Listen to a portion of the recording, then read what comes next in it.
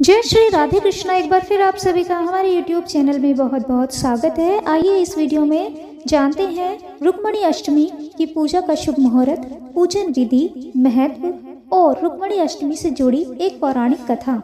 इस साल 9 दिसंबर से पौष माह की शुरुआत हो चुकी है। प्रत्येक वर्ष पौष मास की कृष्ण पक्ष की अष्टमी तिथि को रुक्मिणी अष्टमी मनाई जाती है। रुक्मिणी अष्टमी के दिन व्रत रखा जाता है और पूजा की जाती है।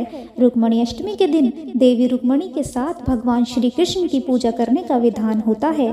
धार्मिक मान्यताओं के अनुसार इसी दिन द्वापर युग में देवी रुक्मिणी का जन्म हुआ था। वे विदर्भ नरेश भीष्मक की पुत्री थीं। देवी रुक्मिणी को माता लक्ष्मी का अवतार कहा गया है। कहा जाता है कि रुक्मिणी अष्टमी के दिन व्रत रखकर देवी रुक्मिणी की पूजा अर्चना करने से माता लक्ष्मी मेहरबान होती है, साथ ही अपने भक्तों की सभी मनोकामनाएं पूर्ण करती हैं। तो आइए जानते हैं रुक्मिणी अष्टमी के व्रत की सही तिथि, पूजा का शुभ मुहूर्त, पूजा विधि और महत्व के बारे में। सबसे पहले बात करते हैं रुक्मिणी अष्टमी 2022 की तिथि के बारे में। इस साल रुक्मिणी अष्टमी का व्रत 16 दिसंबर 2022 शुक्रवार को रखा जाएगा। इस दिन धनु संक्रांति, मासिक कृष्ण जन्माष्टमी, कालाष्टमी भी है।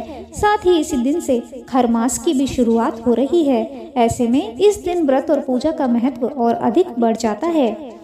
रुक्मिणी अष्टमी की पूजा का शुभ मुहूर्त हिंदू पंचांग के अनुसार पौष मास की कृष्ण पक्ष की अष्टमी तिथि की शुरुआत 16 दिसंबर 2022 को सुबह 1:39 से हो रही है।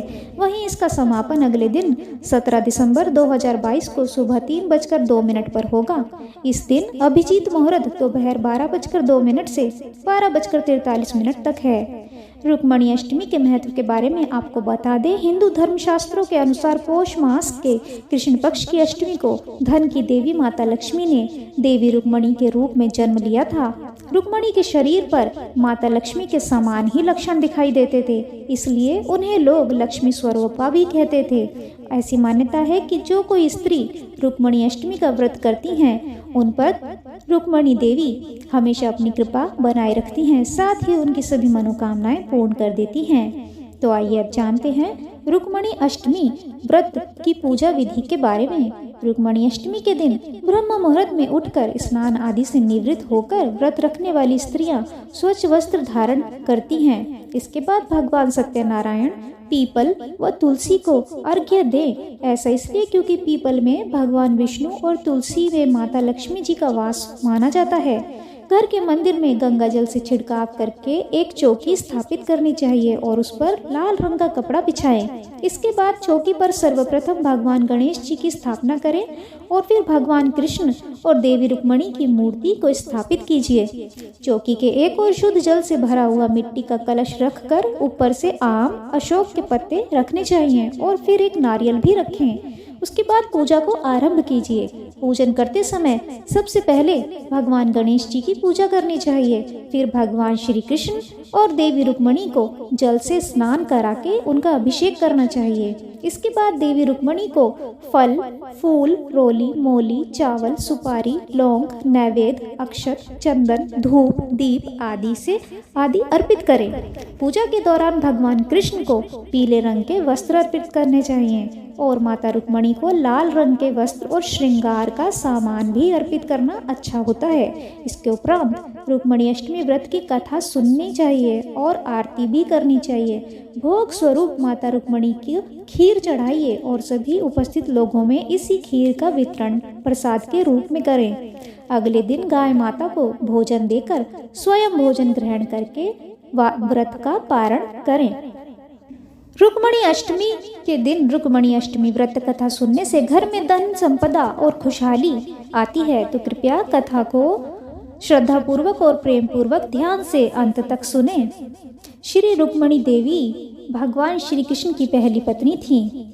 वह भगवान की 16,108 रानियों में श्रेष्ठ थी। उन्होंने विवाह से पहले साधु संतों के मुख से श्री कृष्ण की लीलाओं का रसपान किया था। उनके व्यक्तित्व से प्रभावित होकर उन्होंने उनसे विवाह करने का निश्चय किया और पत्र के जरिए उन्हें अपने दिल की बात बताई थी। रुक्मिणी जी का भाई उनका विवाह अपने मित्र शिशुपाल से कराना चाहता था, लेकिन रुक्मणी जी मन में श्री कृष्ण जी को अपना पति मान चुकी थीं। जिस दिन शिशुपाल और रुक्मणी जी का विवाह तय हुआ था, उस दिन वह सुबह गौरी पूजन के लिए अपनी सखियों के साथ मंदिर में गई थीं।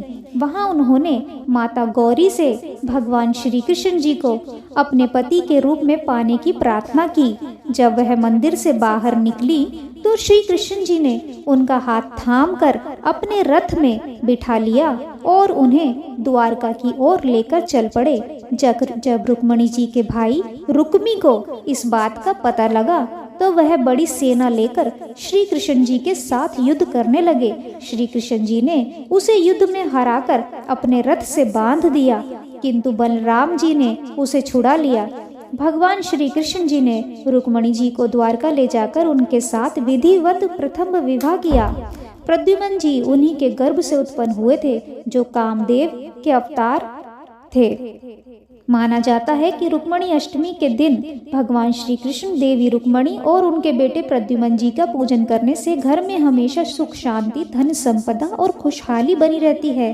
जिन लोगों की शादी ना हो रही हो, उन्हें अवश्य यह व्रत पूजन करना चाहिए। आपको बता दें, भगवान श्री कृष्ण जी की 8 पटरानियां थीं, जिनसे उन्होंने अलग अलग परिस्थितियों में विवाह किए थे। श्रीमद् भागवत के अनुसार नरकासुर नाम का एक बड़ा ही पराक्रमी राक्षस था। उसने देवताओं के भांति भांति के रत्न, ऐरावत हाथी, श्रवा घोड़ा, कुबेर के मणि व माणिक्य तथा पद्मनिधि नामक शंख भी उनसे छीन लिए थे। एक दिन सभी देवता नरकासुर के भय से पीड़ित होकर शचीपति इंद्र को साथ लेकर भगवान श्री कृष्ण के पास सहायता के लिए गए।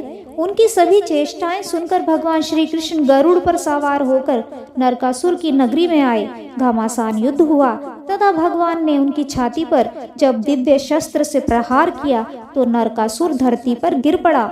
भगवान ने विभिन्न राजाओं की 16,000 कन्याओं को नरकासुर की कैद से रिहा कराया और उन्हें अपने अपने घर लौटने को कहा। उन कन्याओं ने भगवान से कहा, ये समाज हमें स्वीकार नहीं करेगा, कृपया आप हमें अपना लें।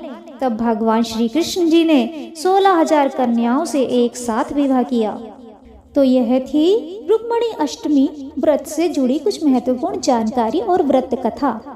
वीडियो अच्छा लगे तो वीडियो को लाइक कीजिए, शेयर कीजिए, कमेंट कीजिए और यदि आप हमारे चैनल पर नए हैं और या आपने अभी तक हमारे चैनल को सब्सक्राइब नहीं किया है तो कृपया चैनल को आज ही लाल बटन दबाकर सब्सक्राइब कर लीजिए। साथ ही बेल आइकन को भी प्रेस कर दीजिए ताकि हमारे आने वाले सभी नई वीडियोस की जानकारी आपको सबसे पहले मिले। Thank you for watching.